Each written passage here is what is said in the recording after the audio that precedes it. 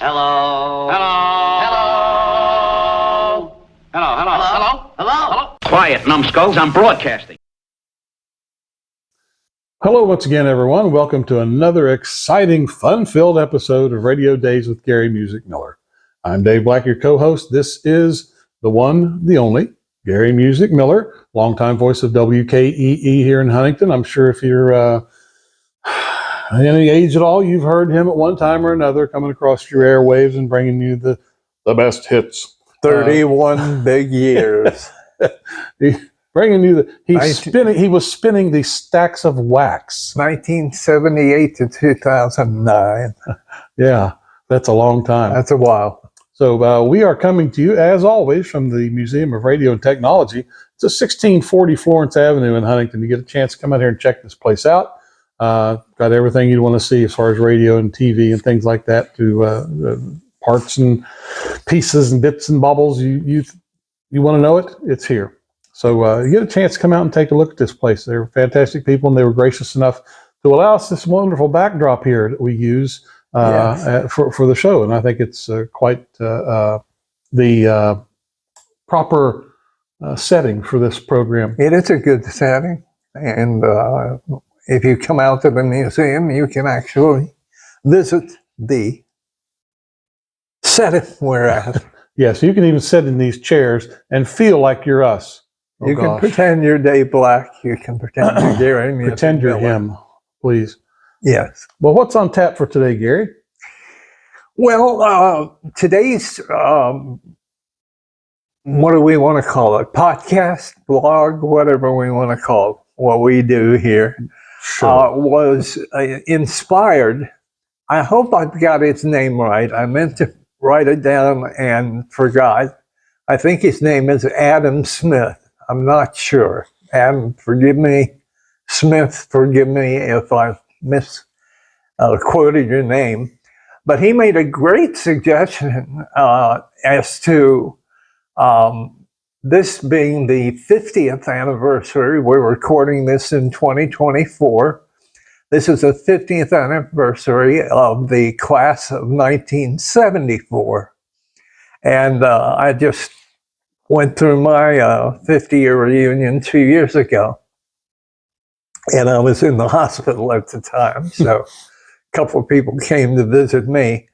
But 1974, 50 years ago, Adam or Alan or whatever, you beg your pardon for not knowing your name, suggested we look back at the year 1974 in music, being its 50th anniversary. And in inspecting, or in, what's the word I'm looking for, where searching, inspecting, just digging into 1974, we found some very, very interesting things. In any given year, every year having 52 weeks, there's often a number one song every other week. And if you average out number one songs, they average about 2 weeks at number one, and then they go away. With the exception of something like Physical by Olivia Newton-John, who was number one for 10 weeks, I think, 9 or 10 weeks. But normally you have an average of 26 number ones in any given year. And in 1974, there were 35 different number one songs, which I don't know, what do you think? Is that an indication we were searching? We were trying to find a common ground. There were the rock records, there were the pop records, we were beginning disco at that period, and of course novelty records can't be thrown out. But I don't know exactly. If I read my readings right, 1974 and 75 each had 35 number one singles, which is basically unheard of. A song lands at number one, it's there for 3, 4, sometimes 5, 6 or longer weeks. But of course, back then, everything depended on record sales as far as charts go. Absolutely. And, it just depended on who was hottest at the time and who was selling the most records as to whether they were number one or not. So, and we also, in 74, there were 2 magazines, Billboard and Cashbox. And some of them relied on the number of plays a song got on a radio station. But as you say, most of them were based on what sold. Right. And so I can remember going down to Davidson's record store and looking at their sheet that they had up there, to see what was hot, what was number one, what was this and that. And I would always get one and bring it home and look at it. And right. They had like a top 50. And they that was an amazing thing to see in itself, and it'd be nice to have one of those to look back on, which I don't. How many of you out there remember Davidson's records on 4th Avenue between 9th and 10th? You remember that place? I'm sure it's everybody does. Yeah, it's that was the place to go. We'd go to Davidson's. I'd run down the Nick's News for the latest comic book, and then I'd run up to the Keith Albee and see a movie for $1 or $1.50, or whatever. I bought my first comedy album at Davidson's. of all things, of course, in that time frame, it was Cheech and Chong's wedding album. Wow! And I wore that thing out. Absolutely. It wouldn't play anymore after I got done. It was hysterical. So, I told the story. 66, I'm in looking for the Batman soundtrack.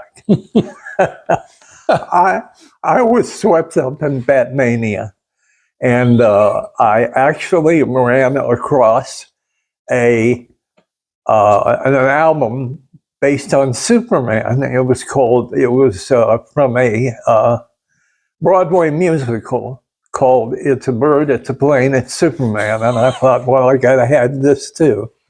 And the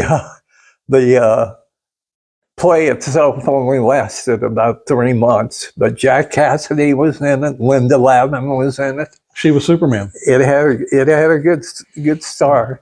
She wanted to be called Alice, but that was different. I became friends with Bob Holliday, who played Superman.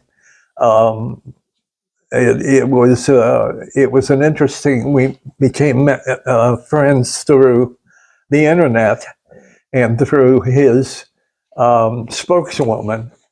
And what happened to me back in 2012, I won't bring this up, but briefly, our house was hit by a drunk and/or high driver, and we were basically run out of our house in 2012. And I was at the Holiday Inn, or was it the Radisson, one of the hotels, Best Western. I was at the Best Western in 2012, and I get a call. There's a piece of mail down here from you, Mr. Miller. So I went down to the front desk, retrieved it, opened it up, and it was sorry this happened to you. Not everything can be fixed with duct tape, was the way he put it. And it was sent to me by Bob Holliday, who played Superman on Broadway. Actually longer than anybody else, because he played 2 times, I believe, a day and 3 times on the weekend. So you add all of his appearances as Superman, And he waited around until every kid was taken care of, Right. Well, and signed their autographs. well, But now that we've gotten totally off topic, we're totally off topic. maybe now we can continue with what we were talking about in 1974. Yeah, that was a year yeah. that was not rated as the best, was it? It was actually rated one of the worst years of radio, of records, of recordings ever. And Right. I was not the first person to bring that up. Somebody brought it up in a blog. They did. And as I researched it, what's odd is that 1974 was my first year out of country music into popular music. I went to work for WCMI in Ashland, which at the time in 1974-75 was vying with WKEE as people's favorite radio stations. And so 1974 was my first year in top 40, and typically one of the worst years of music ever. Do you think there's any correlation there? No, I don't know. and I wouldn't think so either. But you got a chance to play these songs. I did play most of them. I played almost all of them. Yeah. And actually got to program some of these songs as music director. And I don't take blame for that, but it's what was out there. There were some pieces of music out there. I think you may have a list of some of the better songs of '74. I've got a cross section. There is no way that you can pick, because it's very subjective. Yeah. And you just can't say, well, this was better than this was better than this, because everybody's opinion is different. However, I copied down 10 songs that I'm going to roll off here, and I'm not going to tell you what they're ranked or what they reached, what they peaked at, because I didn't write it down. This is my fault for being so lazy. And by the way, if you have anybody in your family, or you were a class of '74, or it doesn't have to be Vincent. Vincent suggested this to me, but anybody. Maybe you went to college in '74. I did.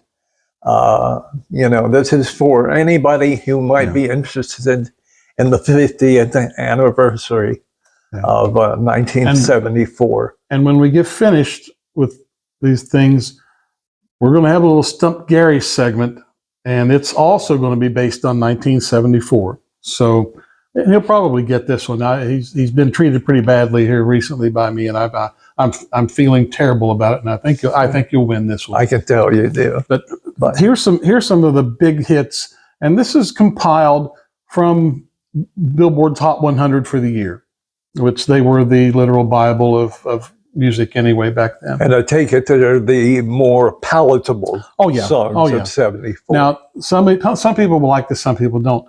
The first one I wrote down here was, of course, if you know Little Eva at all, she had the very first rendition of this, but it was the Locomotion. Cover by Grand Funk Railroad. And it was Railroad before they took that off and just ended up as Grand Funk. Right. I always did like their version. Just different vibe to it, I guess. Also, Show and Tell by Al Wilson. Just always loved that song. Great song. Oh, great, fantastic. Rock On by David Essex came out in '74. And your friend online spoken to him many times. I actually had dinner with him. Yeah, Michael Damian. Did a cover of that went over really well. Yeah. Another one. Damian's version went to #1, and David Essex did not. So wow. Rock Me Gently by Andy Kim was a big song. And you might not like that, but I thought it was decent. Yeah, it's not bad. And here's another one you probably don't care for. The Joker by Steve Miller, your cousin. the Steve Miller Band. My cousin, This had a song went over big. brother named Steve. I really did. And that's not one of my favorite bands, nor is it one of my favorite songs. But it was popular. But it was popular and probably one of the better songs of that year. This one is one that I really liked, and I always did like some of his music. It was Hello, It's Me by Todd Rundgren and Utopia.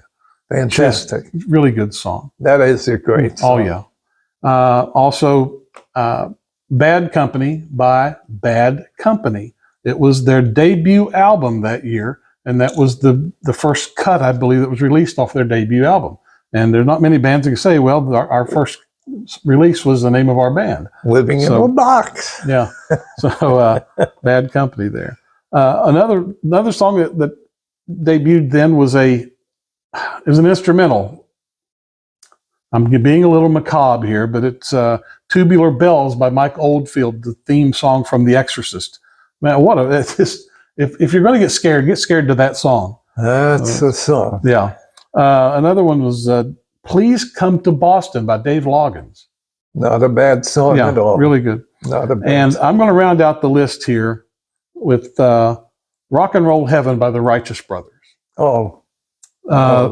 Big song for them, and maybe bigger than Unchained Medley, but it was still. Well, it involved so many different people. Yeah, well, it's like the song by Reunion, and they just mention everything coming and going, and it's just crazy. Yeah. But that's my little short list of songs that were released in '74 that were either big or that were popular by and large. Okay. So you have what? Well, I'm going to try to prove, if you will, why 1974 was one of the worst years for music. And I have some songs that went to #1 for a while and didn't get a #1 for a while. But let me bring these over, and I apologize to you in advance if these are your favorite songs. But they set sort of the tone. There are 4 songs that went to #1 for 3 weeks, and only 3 weeks, in 1974. Those 4 songs are Barbra Streisand's The Way We Were. I'm not going to cut Barbra Streisand down. I would never commit such blasphemy. But Barbra Streisand was not exactly the kind of artist you would turn into pop radio, rock radio, dance radio to hear. But her song, of course, it probably had something to do with the movie. The Way We Were went to #1 for 3 weeks in 1974. The second song that went to #1, Terry Jacks, Seasons in the Sun, went to #1 for 3 weeks. And Dave and I have agreed that is one of the weaker or weakest songs. You just don't like it at all. It's very depressing. Yeah, it is. It is extremely depressing. Goodbye to you, my trusted friend. Yeah. The third song that went to #1 for 3 weeks, this is almost embarrassing to say, is Ray Stevens' The Streak. Streaking, in case you don't know, in case you're too young, whatever, was a fad where you just took all your clothes off and you went running. You ran across a baseball field, or you ran whatever. And the streak was #1 for 3 weeks. And for that to happen again, I just, I don't think that kind of thing would ever happen again. That song was so hot. Believe it or not, it was bad, but it was so hot at one time. Everybody you talked to was yelling, "Don't look, Ethel! Don't look, Ethel!" Crazy, yeah, absolutely. And the fourth song that #1 for 3 weeks in 1974 was Paul Anka, "You're Having My Baby." I'm sorry, that song is sexist. You're having my baby. It's a lovely way for you to say how much you love me. Like the guy had nothing to do with it.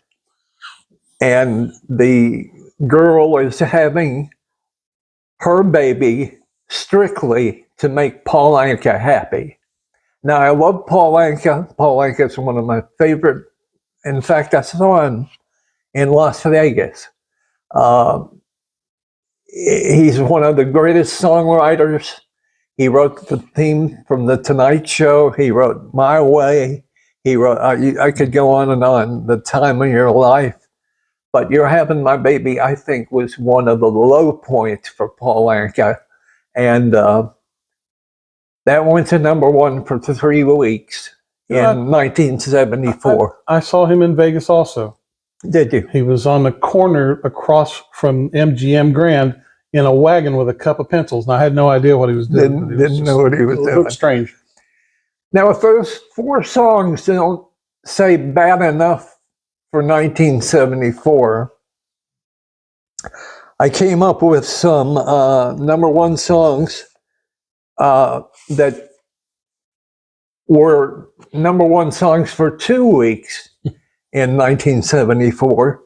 And to begin with, we have TSOP MFSB. Okay, 10-4. The Sound of Philadelphia, and people like to joke about what MFSB stood Mother, father, for. sister, brother. And it was mother, father, sister, and brother. And some people came up with other Yes. MFSB, came up with dirtier. Many acronyms could be made up. Many acronyms. So I'm not saying that's a terrible song. In fact, it ushered in the disco era and was the theme song to Soul Train, yeah, for a while. with Don Cornelius. With Don Cornelius. You mentioned The Locomotion by Grand Funk. It came out in various increments, I think Natasha Bedingfield did one, and of course Little Eva did one. And I won't call that a bad song. It's just not one of my favorites. It was released again in the 80s, I believe. Was it? Yeah, it's one of the girl singers, the mall singers, they called them. I can't remember who it was right now, but I believe it was re-released. Tiffany, Tiffany, maybe. Like I said, Natasha Bedingfield. Right. One of the best songs in 1974, because I love it, the talk over the intro of it, and the intro went for like 60 seconds, is Rock Your Baby by George McCrae. George McCrae's wife had a song called Rockin' Chair, yeah. Gwen McCrae. And George McCrae's Rock Your Baby is one of the all-time classic soul songs and was one of the best things to come out of 1974. I'm not forgive me, I know he did the song about West Virginia, and it's like the unofficial theme song, but John Denver has never been one of my favorite singers. And John Denver went to #1 for 2 weeks with Annie's song, which was to his wife, and not one of the greatest songs of 1974. You may disagree with me on that. Bob Denver was always one of my favorites. Bob Denver, yeah. Once he got off Gilligan's Island, he was great. Olivia Newton-John went to #1 for 2 weeks with I Honestly Love You. That could be one of the best songs of 1974. And a song that you've mentioned many times. Oh, yeah. Guys think she's singing to them. She was singing directly to me. Here we go. Next #1 song for 2 weeks, 1974, I Can Help by Billy Swan. Oh, man. I don't know too many people that really like that song. And it's one of your most detested songs. I can help. I Can Help. I can help over and over and over. If your child needs a daddy, I can help. That line has to stand out as one of the worst. If your child needs a daddy. Like I said before, I think I mentioned this once. It reminds me of that Shake and Bake commercial from years ago, and the little kids said, and I helped. Like the Gomer Pyle's child or somebody. I don't know. Next number one song, Carl Douglas, Kung Fu Fighting. I won't say that's a horrible song, but at the time it was okay. But now it's like, when I hear it, it's like, I don't know. I don't know how you describe a song like that. You know, I think it's a matter of perspective as we get older. And you hear these things when you're younger and you think, oh man, that's such a cool song. Really, they're talking about fighting and kicking and punching. And as you get older, you think, well, I hope they don't kick and punch and fight me. Yeah. Yeah. Carl Douglas. And number one song from, I actually have the dates on these. June 5th to June 22nd. I skipped this one to last. Billy, Don't Be a Hero, by Bo Donaldson and the Haywoods. Went to number one in June 15th and June 22nd of 1974. And lots of songs there will lead you to the conclusion that 74 was not the greatest year for music. That one for sure was not. Let's see if I can. I mentioned this. 1974 was tied with 75 for the most different number one songs. And gosh, there's so many other songs from 74. I'll just run past these as quickly as possible. Beach Baby by First Class, I liked. I liked Beach Baby by First Class. You may not. I could live without it. Okay. Jungle Boogie by Kool and the Gang was a top five song. Me and Baby Brother by War, a song I did not care for at all. Jim Stafford's Wildwood Weed was a hit in 1974. You can think what you want to about that song. Jim Stafford also went, I think, top 5, top 10 with My Girl Bill in 1974. That was a year for Jim Stafford. Helen Wheels by McCartney and Wings was a hit in 1974. Not too bad a song, but not one of my favorite McCartney songs. I didn't think that was their best effort. I didn't either. Clapper of the Wolfman, Guess Who, was a 1974 hit in tribute to Wolfman Jack by the Guess Who. Which by the magnificent magic of AI, you can hear now on the river. You can indeed. Unbelievable how they can do that these days. It is. It's crazy. It still freaks me out when I hear him say, "Here I am, the Wolfman on the river." Yeah. Picture a 16-year-old boy singing a love song to his 14-year-old sister. No, I'm not going to picture that. I'm sorry. It bothered people when it was out, but it became a hit, both in country and rock.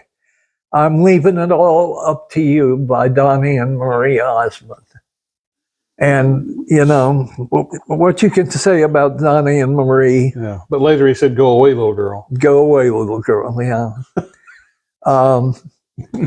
Maria Moldauer did a song called Midnight at the Oasis. Did you like I that liked song? it. I liked it for some reason. You liked that song? I didn't care for it at all. It was one I've when never, you don't hear songs too often that tell you to put your camel to bed.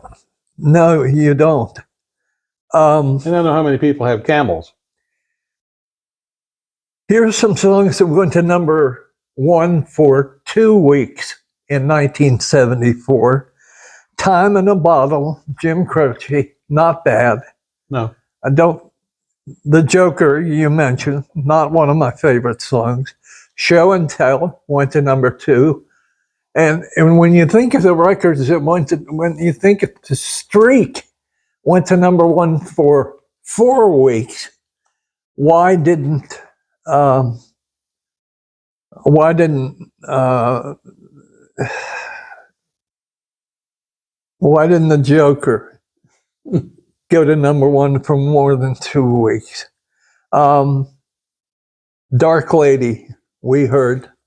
Cher, we actually heard that driving in. Dark Lady's not one of my favorite songs. Sunshine on My Shoulders, I mentioned. Blue Swedes, Hooked on a Feeling.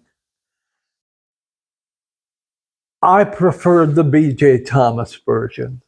The Ooga Chaka, Ooga Chaka, Ooga Chaka, Ooga Chaka got on your mind, got on your nerves after playing it a while. And I had to play it dozens and dozens of songs because it was a big hit. Benny and the Jets, not, not one of Elson's worst songs, but it only went to number 1 for 2 weeks. Band on the Run by Wings only went to number 1 for 2 weeks. One of my favorite songs of 1974, Sundown by Gordon Lightfoot. I loved Gordon Lightfoot. Rock the Boat by the Hughes Corporation, 1974. Feel Like Making Love by Roberta Flack, 1974, not to be confused with Bad Company. Right. The Night Chicago Died, 1974, a song I absolutely, to this day, do not like, by Paper Lace. I Shot the Sheriff by Eric Clapton, 1974. You mentioned Rock Me Gently. Nothing from Nothing by Billy Preston was a 1974 hit. Then Came You by Dionne Warwick and the Spinners. You Haven't Done Nothing by Stevie Wonder. You Ain't Seen Nothing Yet by BTO was a 1974 hit. Whatever Gets You Through the Night by John Lennon. Cats in the Cradle by Harry Chapin was a 1974 hit. And your favorite girl of all time, Helen Reddy. Oh, never cared for her. I didn't care much. Angie Baby. Yeah, I didn't like that one. But, I didn't care much for the Harry Chapin song, Cats in the Cradle. I just didn't like it. It seemed too depressing for me. Although he was probably one of the great storytellers of all time in music. Yeah, absolutely. One of my favorite songs, I have 2 songs that I like that he did. One was Taxi, just a classic. Mm-hmm. And the other was WOLD. WOLD, yeah. You talk about a story. That is a real story. That hit to home. Oh, yeah. Hit close to home. Although I didn't move around for 31 years, I should have. But to think of the number 1 songs for 3 weeks in 1974 as being You're Having My Baby, The Streak, Seasons in the Sun, and The Way We Were, that might be enough to turn you off from 1974 totally. I believe that Elton's version of Don't Let the Sun Go Down on Me was out in 1974. For the Love of Money by the OJs, 1974. These are not bad songs. No. Not necessarily all of them are bad. Keep on Smiling, Wet Willie. Wet Willie. Radar Love by Golden Earring. Taking Care of Business by BTO. Rock and Roll Heaven, you mentioned the Righteous Brothers. Yeah. Another Helen Reddy. You and Me Against the World. Yeah. One I can live without. Couple of the worst songs of 74 for me, Carly Simon and James Taylor, Mockingbird. Smoking in the Boys' Room by Brownsville Station. Just nobody allows that in school anymore. They don't? Oh. I don't think so. You did in the girls' room. And one of the best songs of 1974, You Make Me Feel Brand New by the Stylistics. So I made my point to Andy, if I got your name right, to anybody else who's celebrating their 50th anniversary from 1974 on 1984. You might be, well, these are all 1974 songs, but anybody who went to any school who graduated in 1974, maybe you graduated college, maybe you graduated high school, I've come up with some decent songs from 74. Dave came up with decent songs of 74. And I came up with what I consider to be some real stinkers. Yes. So 1974, because of songs like Seasons in the Sun, Smoking in the Boys' Room, Mockingbird, The Streak, You're Having My Baby, has been acclaimed one of the worst songs, one of the worst years in music. Well, now that that's out of the way, we can no longer do the Stump Gary section. I had one question here. Oh, go ahead. I should have done two. Oh, it was based on what you've already gone over. Oh my! It was based on Jim Stafford. He had 3 Billboard hits for the year, and you mentioned Wildwood Weed and My Girl Bill. But he had one other, and you know what it is too. And so we shouldn't even go over that one. I was not sure you remember Wildwood Weed. I might not have, but in my list of 74 songs with Streak. No, that was Ray Stevens. That was Ray Stevens. Wildwood Weed. Oh, My Girl Bill. Yeah, I mentioned that one. Oh. And he had one more that was bigger than those two. Jim Stafford. Yep. You got me. Oh, I did a masterpiece lyrics to this song early on. I remember the Monkees. I remember my failing memories. Let's get this over with. What was the song? Spiders and Snakes. Oh, okay. Okay. Okay. I was going to try to get you with Wildwood Weed, but you remembered that one and had it written down. So yeah, but those were pretty well stinkers anyway. They were novelty stuff and weren't expected to do anything great. Well, so that's our tribute to the class of 1974, 50th anniversary this year. I believe the guy who wrote me from Vincent said he was going to play this episode for his class. And I hope I added some joviality and some ridiculousness. Not only that, but also some fairly decent songs. And go watch The Exorcist, just for the fun. Yeah, Tubular Bells. Yeah. Tubular Bells. Do you think that would be number 1 now? Probably not. No. It's No. an instrumentalist. There's no. I don't think there's going to I be don't another think there's instrumental. any instrumentals out now. I don't think there's going to be any other instrumentals that are going to go that far again.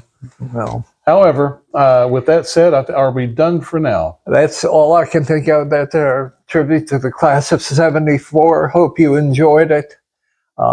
Disagree if I said a song was bad, Dave said a song was bad, and you loved it, go from there. And remember, Everybody has their own opinion. that's true. It's all, like I said earlier, it's all subjective. So, Yeah, it's all so, subjective. you may like mine, you may hate his, you may hate his, you may like mine. Who knows? It's very subjective. Yeah. And with that said, I want to add, in 3 weeks, we're going to have another special guest, and you won't want to miss that one either. That's going to be a very good program. I have a feeling. If all goes as planned, and this person shows up, and it's going to be a great show. We're going to have a lot of radio memory. Another influential person in Tri-State Radio. Very influential. We'll put it that way. Very influential. Okay. We do want to mention that you can write me, and I will write you back at RDWGMM, Radio Dates with Gary Music Miller, abbreviated, an acronym or whatever, at gmail.com. And that hasn't been used in 3 or 4 weeks. People have a tendency to comment on the video, but I would much prefer you write me at rdwgmm@gmail.com, and that way I can write right back to you. And I ask you for your suggestions, your show topics, and if there are people you would like to see us have on this show, we're open to that, as long as they're still around. Within our means, we'll do our best to get them here. We'll do our best. And as he said, in about 3 weeks, we have a very, very special guest. But we also like we'd also like for you, if you enjoy the show, our programs, whatever you want to call them, we ask you to like, share, and subscribe. That really, it doesn't help us, but it helps the channel. Get it out there and let more people see if they disagree or agree with us, one way or the other. And we did. We jumped from 99 to 115 subscribers, which doesn't sound like a lot, but it's a lot to us. Well, when you and we'd like you to continue. If you're watching this show, you've enjoyed this show, you've enjoyed the memories, please subscribe. Yeah. See, when you subscribe, like, and share, it gets out a little farther. So that way, more people can get in on the frivolity. So we also ask you, once again, to come out and check out the museum. You're going to love it. There is no charge, but they do accept donations. That's right. So with that said, I think we're going to get up out of here and skedaddle, as Mr. Cartoon used to say, and get this thing uploaded and for your viewing enjoyment. And feel free to come sit in our chairs and pretend you're us. Yeah, they sanitize them after we leave, believe me. Yeah, so, they do. With that said, for Gary Music Miller, I'm Dave Black. We're out of here. We hope everyone enjoys their days until we see you again, and wish everyone the best. We'll see you then. God bless.